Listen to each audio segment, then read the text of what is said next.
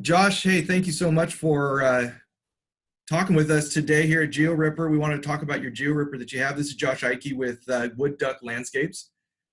Josh, which machine do you have right now? I'm not sure the model number. I think it's the 16-inch one. Yeah, you got a 6 series, if I remember right. So you got the small 2-stroke, about hmm 16, 20-inch, something like that. What do you typically use it for? We bought it for our irrigation business, and so we put a lot of funny pipe in. And actually, most of the time, rather than bringing our trencher out, we use it to put in 1-inch main line and control wire and all that. But we actually have multi-purposed it over into the landscape and lighting businesses as well. Oh, really? What are you using it for over there then at this point? So we had a uh, bed edger from one of the big companies that makes the bed edgers. It got stolen like 2 weeks before we got our GeoRipper, and one of the guys saw the GeoRipper and he's like, "Well, couldn't we use that GeoRipper to put in the stone strip edging?" And I'm like, "Well, give her a whirl." So they just cut 2 short trenches next to each other, and it works perfectly to put the 4-inch stone strip edging in. They've used it to break up hard pan to for planting perennials. They'll they'll they'll take the nose of it and basically core out a hole to put in 1-gallon perennials.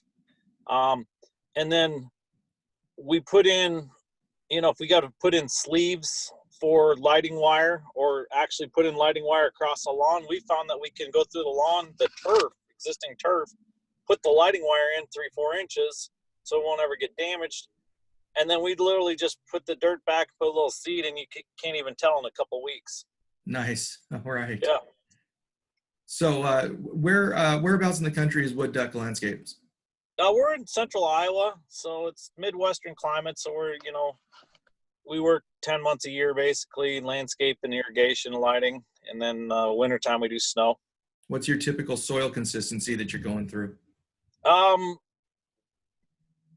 Depending upon where we are, on established stuff, we have a nice sandy loam, black. That's more rare now because the developers, when they build the new construction homes and projects that we're on the commercial, all that goes away and it's literally clay. And Hmm. we were digging with tile spades for like funny pipe runs. And it takes forever, especially if it gets a little wet, it's harder to dig. But the Ripper, it's 15 to 1 or 20 to 1 the speed that it goes at compared to a guy with a tile spade. So have you seen a savings in labor and or profit because of the GeoRipper? Yeah, so the couple weeks before we went to Green Industry Expo and saw this thing, we were working on a commercial project, and it was irrigation, and we were up against retaining walls on 3 sides of this big area, so we couldn't get, and it was on a hill, we couldn't get our pipe puller in, and we had 2 guys spend an entire day digging in 60 heads for all the funny pipe without a GeoRipper. We got back and we ended up having to do the same kind of thing along a parking strip to put in about 50 heads, and less than an hour, every one of the funny pipe runs was cut in with the GeoRipper. So it was, $300 or $400 worth of labor cut doing the same task, basically, in just one day or one system. And how does your crew like the machine? They really like not having to hand dig. They end up using it a lot. Matter of fact, we've gone through a couple of chains already, which we were warned that if you use it a lot, you'll go through the chains. The one comment that we do get is that it's a little heavy, so that they just rotate who uses it. Like, first guy will cut for a while, and then the next guy will use it. We don't have the cart that you could put it on, but so many of our runs are really short, and we're going on top of pipe and up next to sidewalks and buildings and walls and stuff. It didn't seem pragmatic for us to get the cart. We don't ever do long runs. We vibratory plow most of our pipe in, our Okay. poly pipe. So it's just between poly pipe in the corner, between that and the house, between that and the wall, between that and the sidewalk.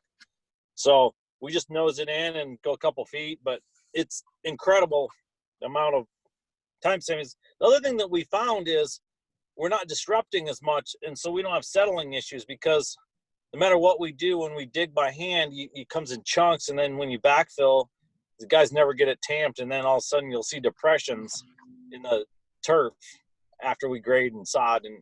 With the ripper, it powders the dirt, and then we backfill.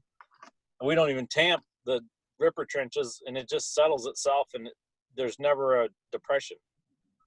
Great. So would you recommend this this tool? Yeah, absolutely. I would highly recommend it. The company's been good to work with too, and we bought ours through SiteOne, and they are stocking parts and familiarizing themselves with us. We were the first one bought from the SiteOne branch that we deal with in Des Moines, Iowa, but I think that they're starting to fly off the shelves over there too now. That's good to hear.